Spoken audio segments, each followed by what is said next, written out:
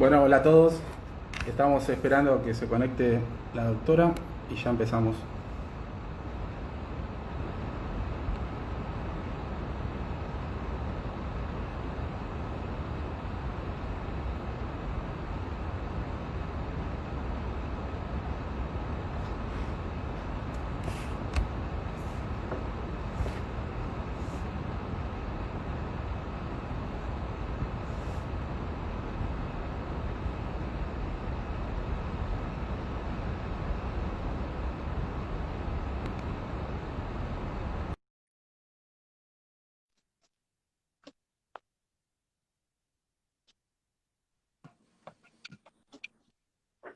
A ver, espérate, que te veo al revés.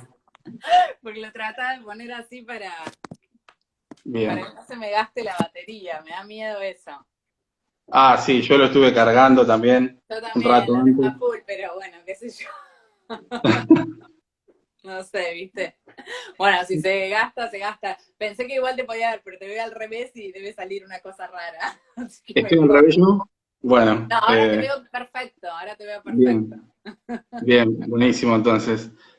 Eh, Gracias, primero, antes que nada, por participar de esto. Esto demuestra un gran compromiso de su parte.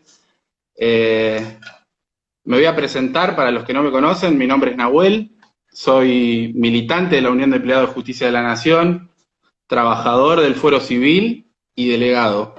Esta iniciativa la tomamos dentro de una comisión de cursos que armamos con los compañeros del Fuero, con el fin de acercarnos a la gente en esta situación de aislamiento y también visibilizar las diferentes problemáticas que atravesamos los trabajadores y las trabajadoras a diario y también demostrar el compromiso que tenemos con el servicio de justicia y con la participación de personas, personalidades en general, especialistas, capacitar también a los trabajadores para que puedan enriquecer su labor diaria y poder brindar un mejor servicio de justicia como anteriormente les decía. Eh, Esto no es tarea fácil porque nosotros sabemos que la justicia se encuentra atravesando una situación de emergencia. En el año 2019, en octubre, si mal no recuerdo, el Consejo de la Magistratura declaró la emergencia judicial. Esto en principio lo hizo en materia de edilicia y en materia de sistema informático de gestión. No me voy a explayar demasiado en estas cuestiones porque son de público conocimiento de que los edificios no se encuentran en condiciones dignas como para que los trabajadores puedan prestar un servicio y asistir a diario. Hay innumerables situaciones que ponen en riesgo nuestra salud y nuestra integridad física.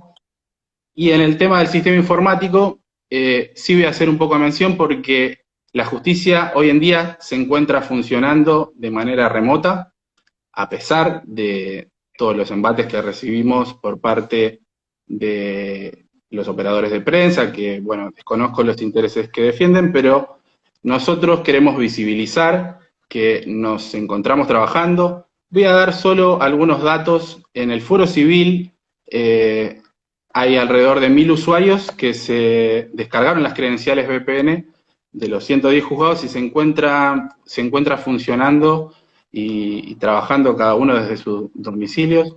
Hay alrededor de 1200 causas que se iniciaron y de las cuales la mitad son violencias familiares. Esto afecta al fuero de familia, que es el fuero de la doctora, la invitada, y también es en el fuero en el que yo trabajo. Eh, Hay alrededor de 9000 presentaciones que se hicieron en forma electrónica que fueron atendidas por el conjunto de los trabajadores. Esta situación hace que nosotros como gremio nos mantengamos firmes e inflexibles en la no convocatoria física de los trabajadores porque primero que a pesar de todas las falencias que tenemos, nos encontramos trabajando comprometidos con el servicio de justicia y segundo de que la situación en el AMBA, en la región en la que nosotros estamos, no cambió, sino que se mantiene, y sería una locura habilitar cualquier tipo de convocatoria física en ese sentido. Bueno, sin explayarme demasiado, la presento a la doctora Famá, no hace falta que la presente, es muy conocida, pero voy a hacer alguna mención. Es docente de varias casas de estudios, es jueza titular en el Juzgado Civil número 92, con competencia en asuntos de familia. Bueno, dentro de su experiencia, me gustaría que nos cuente cuáles las situaciones que se viven a diario. Sabemos que hay cuestiones de inseguridad que sufrimos los trabajadores del fuero de familia por parte de los justiciables, que nosotros los recibimos y ponemos el cuerpo prácticamente a diario con estas situaciones, y también su experiencia en lo que es, porque para los que no saben, estuvo a cargo del juzgado número 12, que está en turno esta semana. ¿Cómo viene el tema del incremento de los diferentes procesos a partir de esta situación de cuarentena? Bueno, hola a todos y a todas. Gracias por la invitación. ¿Se escucha? Bien, vos decime. Perfecto. No, Porque no, es se mi escucha primera perfecto. experiencia en video en vivo en Instagram. Sepan disculpar. Bueno, con relación a la primera pregunta, que es la pregunta vinculada con seguridad, con la seguridad que la verdad que requiere el trabajo en los juzgados de familia. Nosotros hemos vivido particularmente en mi juzgado una situación muy desagradable a fin de año, sobre la cual no me voy a explayar porque no viene al caso, pero lo cierto es que sabemos todos que los juzgados de familia vivimos situaciones de inseguridad que nos preocupan. Lo cierto es que hemos pedido en su momento que se tomaran las medidas necesarias para cuidarnos a todos y a todos los que trabajamos en los juzgados de familia. Algunas medidas se han tomado, pero yo soy de las que piensan que hay que tomar medidas más a fondo, más profundas. Y de hecho lo hemos hablado con algunos compañeros del gremio, la situación de poner incluso detectores de metales en los edificios que se trabajan temas de familia, donde el juzgado de familia. Lo cierto es que nosotros tenemos la misma población, el mismo público que concurre al fuero penal. Y en el fuero penal hay muchísimas medidas de seguridad y nosotros no las tenemos. Un día va a pasar algo, siempre decimos, va a pasar algo que realmente sea grave y ahí nos vamos a arrepentir. Entonces el tema de la seguridad me parece debe estar en agenda. Con relación al trabajo virtual, es increíble lo que hemos trabajado en este tiempo, aunque quizás no se note o los abogados no lo noten de la misma manera que cuando trabajamos presencialmente, lo cual es obvio porque hay muchas cuestiones que porque, por ejemplo, necesitamos el papel, no podemos resolver. A ver, ejemplo, bien dictar una sentencia. Cuando nosotros todavía tenemos la mayoría de la prueba informativa en papel y no la tenemos digitalizada, es imposible dictar una sentencia. De alimentos, por ejemplo. Podemos fijar alimentos provisorios, no sé. Atendemos todas las cuestiones de violencia, todas las cuestiones de regímenes de comunicación. He sacado sentencias de divorcio, regulamos honorarios, cheques, transferencias. Todo lo que podemos hacer, todo realmente se está haciendo. El incremento de los pedidos es día a día exponencial. Cada vez tenemos más trabajo. Esto empezó con 2 juzgados de feria y nosotros colaborando, los funcionarios, en realidad, magistrados y funcionarios colaborando a distancia.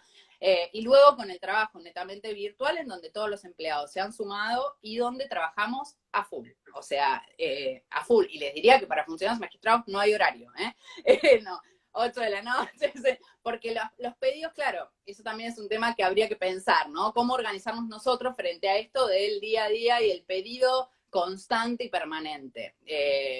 Porque no, hay que disciplinarse también como para no trabajar hasta cualquier hora y no estar pendiente del celular. Pero la verdad es que trabajamos muchísimo. La experiencia en el juzgado de feria ha sido positiva porque como la mayoría del trabajo la hace cada juzgado, lo que se hace en el trabajo de feria es meramente lo que requiere la presencia, ¿sí? De la persona. No sé, un oficio al banco, un testimonio para un tema de salud mental. Cada día es menos porque cada vez se van adaptando todos los sectores a esto del trabajo virtual. Pensemos que para nosotros fue una experiencia en la que no tuvimos ni posibilidades de prepararnos. O sea, nos preparamos a los golpes, ¿no? Como dar clases por Zoom en la facultad. O sea, de un día para el otro, bueno, tenés que dar un curso virtual. De un día para el otro tenés que trabajar virtual. Gente que yo entiendo que quizás algunos pueden decir, bueno, no da, pero es cierto que hay jueces que ni siquiera por ahí manejaban el sistema, ¿sí? Entonces, esto que es una realidad, porque no todos tenemos el mismo manejo informático, porque no todos tenemos las medallas y demás, ha implicado que necesariamente nos hemos tenido que acostumbrar. Y la verdad es que lo que están trabajando todos los juzgados, por lo menos de familia, y yo doy fe, estoy segura que nosotros fueros es igual, y el esfuerzo que estamos haciendo todos, me parece que debe valorar, si no es que quiera hacer prensa, pero la verdad es que estamos trabajando un montón. Entiendo que los abogados por ahí no lo puedan ver, porque claro, ¿qué pasa? Ellos requieren que nosotros volvamos a trabajar en las mismas condiciones para prestar el mismo servicio. Hoy esto no es posible. Yo entiendo que sería deseable, que hay que garantizar las condiciones sanitarias, edilicias y demás para poder volver a trabajar, pero por ahora estamos tratando de hacer todo lo que podemos y la verdad que creo que lo hacemos con compromiso. Bueno, esta es mi opinión. Sí, sin duda. Bueno, ahora nos vamos a volcar también, vamos a aprovechar su presencia, nos vamos a volcar más a unas cuestiones que pueden relacionarse con la capacitación dentro de su experiencia, todo lo que es materia de filiación, sabemos que escribió innumerables publicaciones, así que yo le voy a pedir que nos cuente las principales incidencias y cambios que hubo a partir de la reforma, la última reforma del código, y bueno, de acuerdo a su desarrollo iremos viendo algunas dudas que surjan. Preguntas o dudas. Acá algunos veo, perdón, antes, que dicen, bueno, que los abogados Sí. no creen que trabajé. Así que los abogados no lo ven y es cierto que, vuelvo, ahora contesto lo que preguntaste, pero es cierto que por ahí no lo ven porque, repito, no podemos, es imposible que prestemos idéntico servicio al que prestábamos. Por razones obvias, no tenemos el expediente y la era de la digitalización empezó ahora para el Poder Judicial, aunque parezca absurdo. Entonces, yo creo que este es un cambio, y ahora me meto con el tema de filiación, pero creo que este es una buena oportunidad, ¿no? De toda crisis surge una oportunidad, es una buena oportunidad de cambio, que la tenemos que realmente aprovechar, que tenemos que empezar a pensar qué es todo lo que podemos hacer virtual y sin comparecencia de la gente a los tribunales, pero también los abogados tienen que tener en consideración que, por ejemplo, el foro de familia muchas veces requiere la comparecencia personal, por obvias razones, entonces tomar una audiencia de un niño, no quiero dejar de decir esto para que entiendan, tomar una audiencia de un niño vía Zoom o vía WhatsApp, a un juez de familia no le puede garantizar nunca que este niño esté solo en una entrevista con el juez, con el defensor de menores, un abogado del niño, quien fuera, sin la influencia de ningún progenitor. Es imposible que yo garantice la confidencialidad del niño, que el niño esté solo. Entonces, hay cuestiones que realmente no podemos hacer. Iremos haciendo, iremos compareciendo al juzgado. Yo, de hecho, hay jueces que, a mí no me tocó todavía, jueces que lo están haciendo, que requieren tomar una audiencia y van al juzgado, y así lo haremos. Pero no todo se puede hacer virtual. Hay cuestiones donde la presencia es irreemplazable. Además, muchas cosas que yo me pregunto es cómo vamos a entrevistar a un chico con un barbijo en la boca. Aunque parezca una pavada, lo cierto es que una cuestión muy importante de entrevistar a un chico es la empatía, la cercanía, que nos vea, entrar de alguna manera. Y la verdad que no es tan simple. O sea, esto nos va a obligar a readaptarnos. Y bueno, nada, nos tendrán que tener paciencia, pero creo que estamos aprovechando esto porque que es importante que aprovechemos esta oportunidad para seguir adelante y cada vez avanzar más. Y que en un momento el expediente sea completamente digital y que podamos dictar una sentencia de casa, qué mejor. Bueno, esto con relación a la cuestión diaria, con relación al tema de la afiliación, bueno, son muchas cuestiones que introduce el Código Civil y Comercial en materia de afiliación. Creo yo que quizás la más importante se vincula con el tema de la incorporación de las técnicas de reproducción humana asistida como una tercera fuente filial. Este es indudablemente el mayor avance del Código Civil y Comercial en la materia, porque hasta ahora no teníamos ninguna legislación, lo único que teníamos era alguna legislación local y la ley nacional, la 26862, que en realidad solo apuntaba a la cobertura médica de estas prácticas, a la obligación de la obra social, de la cobertura, etc. Es decir, más vinculado con la cuestión de salud, pero no vinculado con cómo resolvemos, que esto es lo que hace el Código Civil y Comercial, cómo resolvemos la filiación de los niños nacidos por técnicas. Y en esto sí es un gran avance que en poquitos artículos, en realidad son 5 artículos, el Código Civil ya estableció reglas generales. Claro, hay cuestiones que son más complejas y que no han sido reguladas y que hoy vemos como el gran problema para nosotros en tribunales, que tienen que ver básicamente, yo creo que con dos temas, principalmente uno es la gestación por sustitución, el otro también es la fertilización post-mortem. ¿Por qué no han sido regulados? Bueno, en el proyecto original estos temas estaban incluidos, pero la comisión bicameral consideró que eran temas demasiado complejos demasiado cuestionables como para incluirlos en el código. Lo cierto es que fueron eliminados y esto generó toda una serie de cuestiones y de interrogantes acerca de cómo se resuelven estos planteos, repito, en los tribunales. Nosotros tenemos una regla fundamental en materia de técnicas de reproducción humana asistida, que es, repito, la novedad del Código Civil y Comercial, que es la posibilidad de determinar filiación en materia de técnicas una vez que esté comprobada la voluntad procreacional. Es decir, el principio para determinar filiación en las técnicas de reproducción humana asistida es la voluntad procreacional, este elemento volitivo, este deseo de traer una vida al mundo y de asumir la filiación y los deberes y derechos emergentes de esta filiación con relación a esta persona nacida.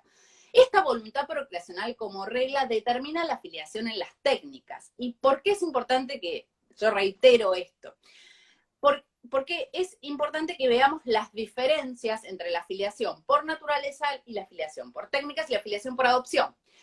La diferencia que implica haber determinado expresamente en el Código Civil que las técnicas, las TRA, como decimos habitualmente, son una tercera fuente filial, es que precisamente con la comprobación de que existe una voluntad procreacional, la filiación queda determinada con independencia de quién haya aportado el material genético. Esta es la gran regla en materia de técnicas y que surge del 562. Si yo quiero ser padre, soy padre, aunque el material genético lo haya aportado otro, y para determinar esta filiación no tengo que recurrir al juez, como sí tengo que recurrir en la adopción, porque la adopción es una figura completamente diferente que está pensada para brindarle una familia a un niño. Entonces, toda adopción se judicializa. El Estado entiende que una vez que el niño ha salido de la órbita de protección de su familia, debe ser amparado solo por el Estado. Y nosotros tenemos un sistema, a diferencia de otros países como Estados Unidos, que por ahí tiene adopción privada, tenemos un buen sistema de adopción judicial. La adopción es judicial, porque la adopción está enfocada en el niño, repito, en el derecho que tiene a vivir en una familia. En cambio, las técnicas no requieren la intervención judicial. Una vez comprobada esta voluntad procreacional, que queda demostrada a través del consentimiento informado, que se brinda en un centro de salud, y este consentimiento informado para la técnica que se brinda en un centro de salud, luego tiene que ser protocolizado por un escribano o por la autoridad sanitaria e inscrito en el registro civil cuando se produce el nacimiento, dados estos requisitos que se exigen del 560 al 562 del Código, el niño o la niña nacida son inscriptos como hijos de estos progenitores, aun cuando ellos no hayan aportado el material genético. Este es el gran avance, repito, de la filiación por técnicas de reproducción humana asistida como tercera fuente filial. No interviene el juez. Sí, claro, tienen que estar estos requisitos. Y acá empiezan a plantearse los problemas. ¿Por qué? Porque hay muchas personas, muchos niños o niñas que nacen sin que estén estos requisitos presentes. Por ejemplo, repito, el requisito de la voluntad procreacional solo se produce si el nacimiento se realiza, si el consentimiento informado se brinda en un centro de salud. Si el consentimiento no se brinda en un centro de salud porque se trata de una técnica casera de fertilización, que se hace lo que se llama autoinseminación, que se hace en la casa, ¿sí? Por ejemplo, una mujer o una pareja de mujeres que recurren al material genético de un amigo para tener un hijo. Ha habido casos. Esto no es formalmente un proceso médico donde se lleva a cabo un consentimiento informado en un centro de salud. Entonces, para el Código Civil, esta voluntad procreacional no determina filiación. Para el Código Civil, si un niño nace una niña fruto de una fertilización casera, el niño es hijo de quienes son genéticamente sus progenitores, ¿sí? Entonces, ¿qué hace esto? Que frente a situaciones de estas características se requieran o se exijan planteos judiciales. Ha habido un planteo judicial, ha habido una medida cautelar, una pareja de mujeres que tuvo un hijo por fertilización asistida, donde provisoriamente se ordenó la inscripción de este nacimiento, y ahora la cuestión de fondo está tramitada en un juzgado de familia. O sea, que empiezan a plantearse todos estos problemas que surgen con un Código Civil que, como muchos dicen, ya nació viejo.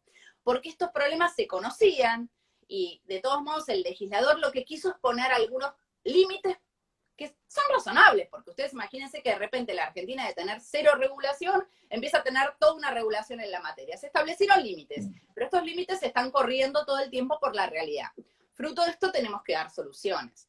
Otro de los grandes problemas, y ustedes lo deben ver a diario, porque esto sí ya tiene como un tenor más trascendente por la cantidad de fallos que hay, a ver, como 50 fallos a esta altura, o más o menos, es el tema de la gestación por sustitución.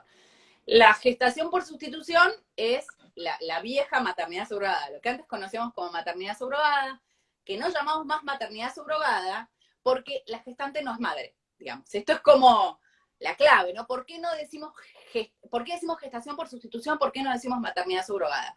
Porque precisamente regular la gestación por sustitución implica definir que la que gesta, la que lleva adelante el embarazo, no va a ser la madre del niño. Exactamente. Tampoco se habla de alquiler de vientres y esto que ya también además tiene un contenido peyorativo. Sí. Perdón, ¿me querías decir algo? No. Asentía simplemente a que hay diferentes maneras de llamarla a esta temática y la controversia está también, ya que la interrumpí. Está bueno, señor. La controversia está también en los diferentes sectores que se oponen a que esta práctica sea legal, ¿no? Que son incluso opuestos, son sectores conservadores y sectores más bien progresistas como el colectivo feminista, que por ahí hay interpretaciones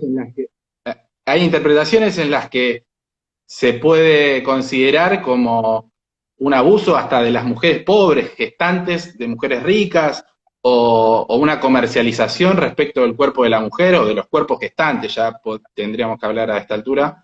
Así que, bueno, se lo agrego también como para, ya que la interrumpí, como para que continúe. No, me parece, es muy interesante tu observación y creo que, digamos, en un punto ahí va como para luego pensar o cerrar qué hacemos con este tema, si regulamos o no regulamos y en todo caso cómo regulamos.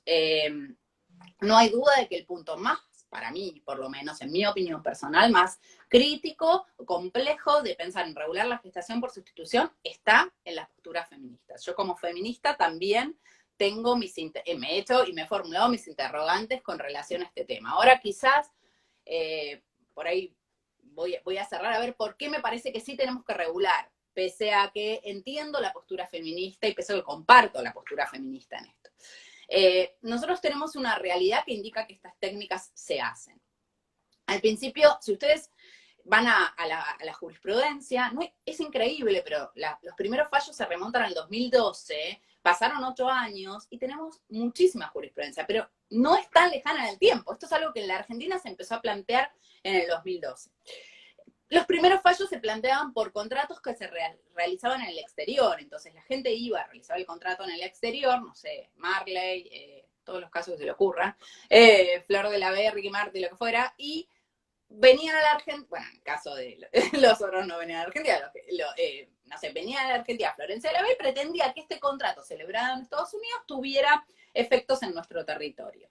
Y con relación a esto, la jurisprudencia ha sido amplia en reconocer el efecto de estos contratos en nuestro país, por una cuestión muy clara. No existe una norma de orden público internacional argentino que prohíba la gestación por sustitución, no la hay, o que determine que es una técnica que es contraria al orden público internacional. No la hay como sí la hay en otros países, en Francia, en España, que igual, pese a la existencia de esta norma que prohibía la gestación por sustitución en el país, y pese a que se consideraba que esta norma era de orden público internacional, el Tribunal Europeo de Derechos Humanos terminó por admitir la gestación por sustitución en España, en Francia, en el, digamos, territorio comunitario que se hacía en otros países. O sea, la realidad te supera.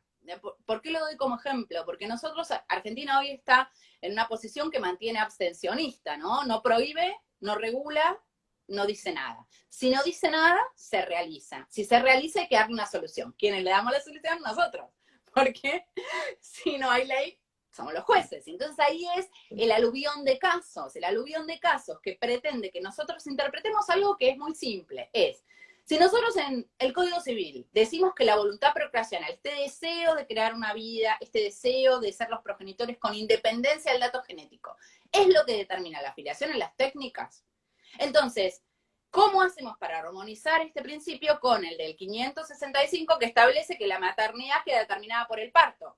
Entonces, la gestante es madre. Y con la misma limitación que surge del 562, que cuando habla de la voluntad procreacional, dice, las personas nacidas por técnica son hijos de quien dio a luz, ¿sí? Y del hombre o la mujer que también prestaron su consentimiento informado. Es decir, esto que es una interpretación, una necesidad de interpretar de manera armónica dos normas, para mí se resuelve con aplicar el principio general. ¿Y por qué? Porque es una contradicción sostener que la voluntad procreacional es la regla en la gestación por sustitución y considerar que la gestante es madre.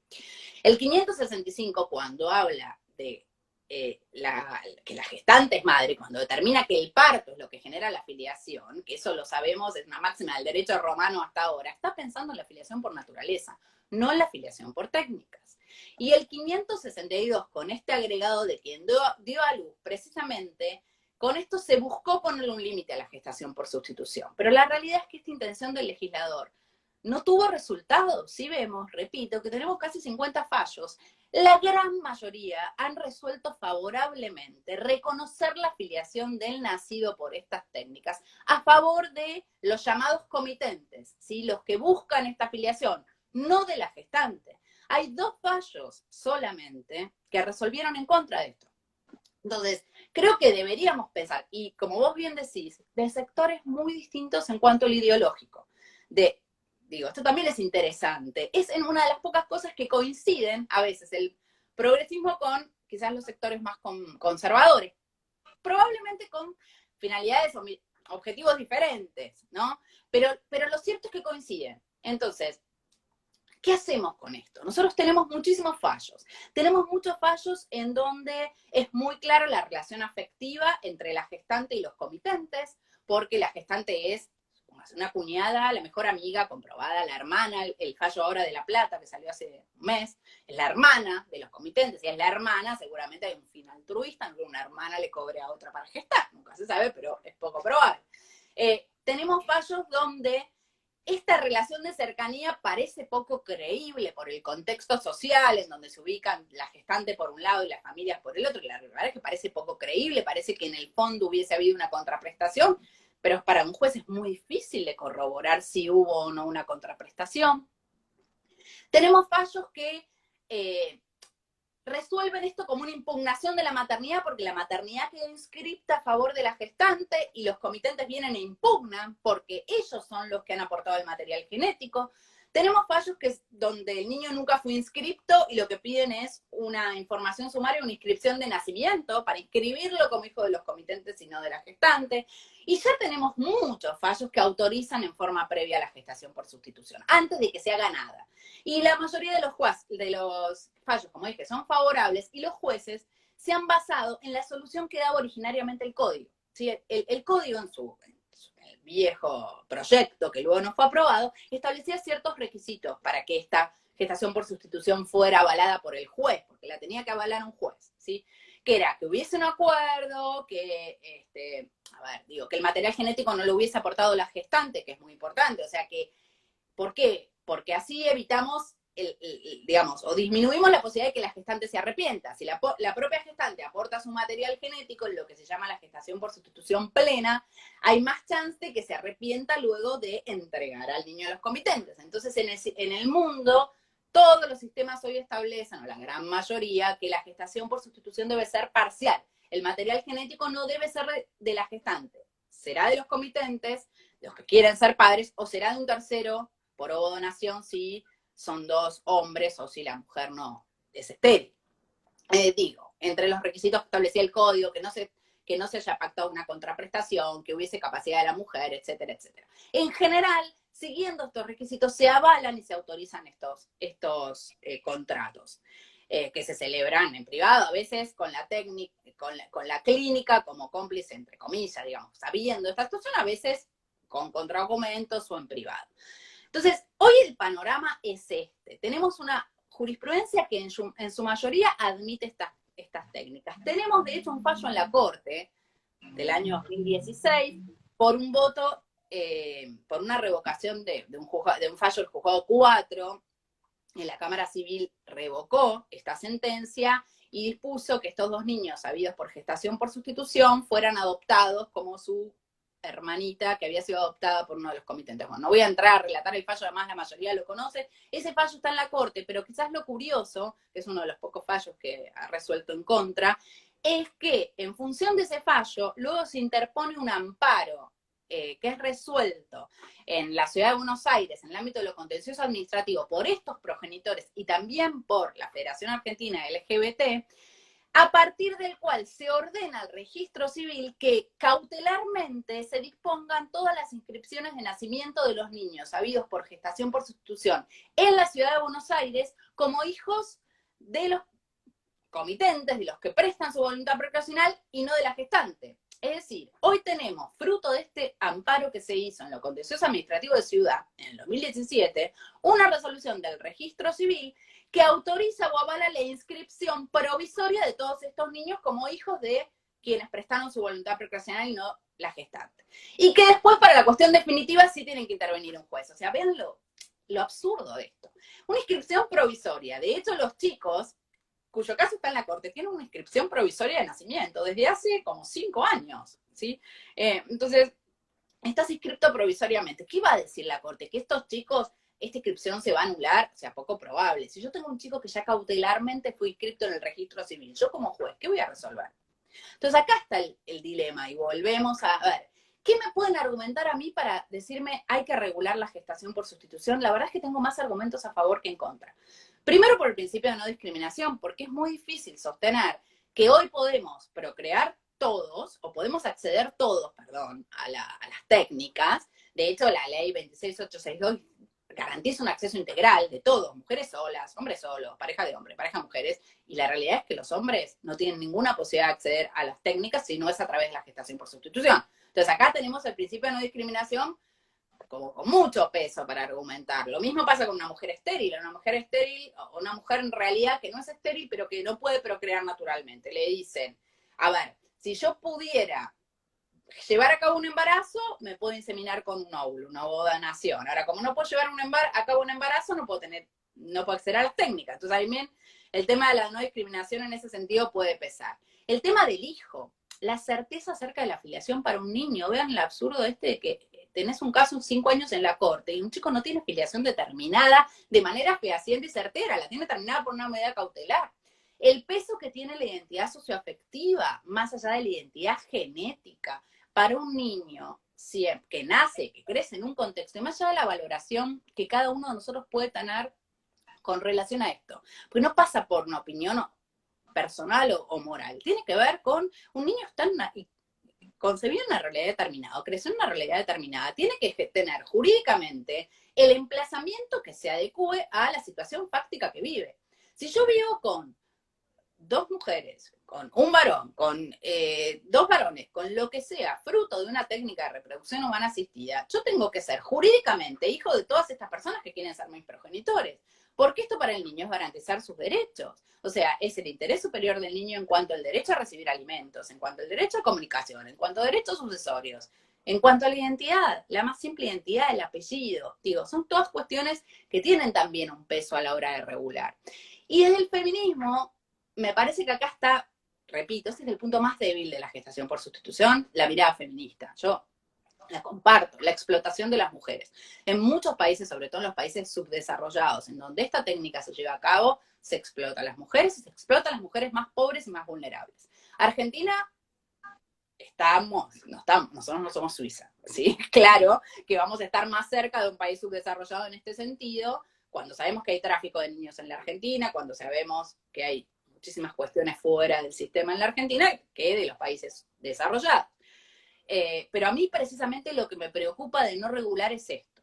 Si yo no regulo, tengo menos control. Y si tengo menos control, las más perjudicadas terminan siendo estas mujeres pobres, vulnerables, en situaciones de marginalidad, muchas veces víctimas de violencia de género, violencia económica, etcétera, que van a terminar contratando, porque la realidad es que va a haber una contraprestación con personas de un mayor poder adquisitivo un contrato de gestación por sustitución para llevar adelante un embarazo y en pésimas condiciones. Es decir, ¿por qué digo en pésimas condiciones?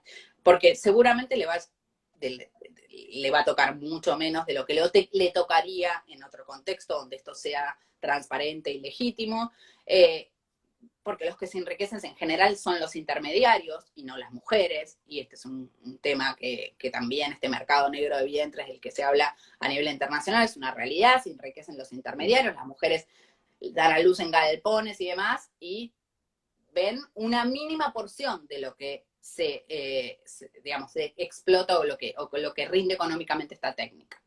Y porque además ni siquiera existe la posibilidad de ejecutar este contrato. Y doy un ejemplo burdo y sé que es fuerte y chocante, pero hay comitentes en caso de gestación por sustitución que se han negado a recibir al niño o a la niña porque, por ejemplo, hay una cuestión de discapacidad o una cuestión genética o lo que fuera. Es un horror.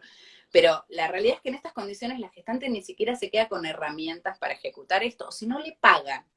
Y digo, supongamos, es todo en negro y todo sin ninguna garantía. No le pagan. ¿Qué hace la gestante? Entonces, yo entiendo la crítica feminista y entiendo que la verdad, la mujer en la gestación por sustitución está cerca. Yo en esto, desde lo moral, no puedo más que compartirlo. O sea, es un recinto reproductor para, en general, que las mujeres más pobres aporten hijos para las personas que tienen más recursos para criar estos hijos. Pero lo cierto es que si no regulamos, lo único que hacemos es perjudicar a las mujeres más pobres y vulnerables. Primero porque puede haber mujeres que en plena capacidad, en plena autonomía y con una buena situación económica deciden hacerlo igual, o deciden hacerlo por algún proyecto puntual. Es menos probable, pero puede ocurrir. Pero si a las mujeres pobres, además, las dejamos afuera del sistema, me parece que las repercusiones que puede tener precisamente las miradas feministas son más negativas. Entonces yo por eso, después de mucho tiempo y también de pensar, estoy a favor de la regulación, es una realidad, creo que es la única forma de garantizar los derechos de las mujeres y de que las mujeres no sean tan explotadas como lo son o como lo pueden ser eventualmente hoy en día sin ningún tipo de regulación y control del Estado. Si el Estado controla, podemos garantizar que que haya, por ejemplo, un registro de gestantes, de manera tal que las gestantes no se sometan a 15 embarazos, ¿sí? Que puede ser algo que afecte su salud, su integridad física, su dignidad, etcétera. Puede haber controles en cuanto a las compensaciones que van a servir que van a recibir las gestantes, no en términos de retribución, pero también pensar que esto es absolutamente altruista, es una utopía, digamos. La gestante tiene derecho no solamente a que se les cubran sus gastos médicos, sino también a tener, no sé, una compensación por lucro cesante, por el tiempo que no puede trabajar por esto. Bueno, las cuestiones, por el efecto emocional o psicológico que esto pueda significar, el asesoramiento precisamente para la gestante y para todos los que intervienen en este proceso, el asesoramiento psicológico, el asesoramiento desde lo médico, desde lo jurídico. O sea, me parece que regular lo que termina haciendo es garantizando más derechos que no regular. Y pese a que, repito, me sigue haciendo ruido que la mayoría de las mujeres que se van a someter a esto, salvo cuando son familiares o muy amigas, van a ser las mujeres más pobres y más necesitadas, al menos creo yo que regulando les garantizamos ciertas condiciones dignas que por ahí no se las garantiza el sistema actual. Esta es mi opinión, ¿no? Bien. Bueno, y como una última pregunta, usted recién dijo que era feminista, entonces me gustaría saber cuál es su mirada en cuanto a la actividad de la justicia en general, justamente con el lente feminista, ¿no? Si nosotros nos fuimos ayornando, sabemos que es bastante conservador la justicia en general, pero bueno, de a poco hay voluntad de ir un poco teniendo una mirada más amplia. ¿Cómo lo ve la actualidad? ¿Cómo nos ve en general? A ver, la verdad que creo que hemos avanzado mucho, creo que el Poder Judicial es esencialmente machista todavía. Se nota en todo sentido. A ver, yo particularmente nunca tuve ningún destrato por ser mujer por mis jefes, por mis autoridades. Pero Miles de mujeres lo han tenido, pero miles de mujeres que han sufrido discriminación por embarazarse y no tener un ascenso, miles de mujeres a las cuales han tenido situaciones incómodas a nivel acoso laboral, mujeres a las cuales se las ninguna solamente por ser mujeres. Yo creo que he tenido muchísimo más discriminación, o sufrido muchísima más discriminación por parte de afuera, por parte sobre todo de los abogados. Realmente hay una discriminación muy sutil. Cuando yo juré como jueza subrogante, bueno, hace 6 años tenía 40, ¿no? Nada, era joven, tampoco tan joven, ¿no? Ahora somos jóvenes, pero bueno. Lo primero que te dicen es, usted es la jueza, qué joven es. O sea, la verdad no sé si a un varón se lo dicen, pero durante los primeros 3 años, cada vez que un abogado, sobre todo varón, me veía, me decía, usted es la jueza, qué joven es. Y uno podría decir, bueno, es un halago, pero la verdad es que no, porque parecía que vos tenías que demostrar que sí, sos joven, pero entonces, ¿qué aclaro yo cuando me dicen que joven? Sí, soy joven, pero hace 25 años que trabajo en el Poder Judicial, porque tenés que dar explicaciones de que sos joven y que estás ahí. Ahora no soy tan joven, pero bueno, cuando me nombraron era un poco más joven. Y que ¿por qué estás ahí? Tenés que estar justificándolo. Y yo no sé si a los varones les hacen la misma pregunta. Algún día me gustaría saber, pero me parece que no. Es una pregunta que va a las mujeres. Y se lo he dicho a mis amigas, a ver, cuando también juraba, digo, fíjense, vayan viendo esto porque les va a pasar. Lo primero es, qué joven que sos. Me parece que todavía muchísimas cosas que nosotros tenemos que aprender. La perspectiva de género en los fallos es bastante limitada. Yo igual creo que el fuero de familia en esto está muy por encima de otros fueros, porque nosotros somos los primeros, leo los mensajes, una amiga me dice, sos joven.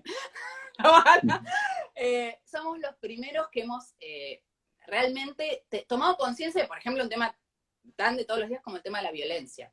Y somos los primeros que realmente, yo creo que hemos avanzado en el tema de la violencia de género. Civil está muy, muy por encima de penal en esto. Penal recién ahora está entendiendo lo que es la violencia de género, y nosotros trabajamos con violencia de género desde el año 95. Entonces, en esto familia está muchísimo más ayornado y hemos avanzado en este sentido. También en cuanto a cuestiones que tienen que ver con los alimentos, todas estas herramientas que también nos dio el Código Nuevo de, por ejemplo, medidas fuertes ante el incumplimiento de la cuota alimentaria, que me encanta. Esto de, no sé, de prohibirle entrar a la cancha, ¿no?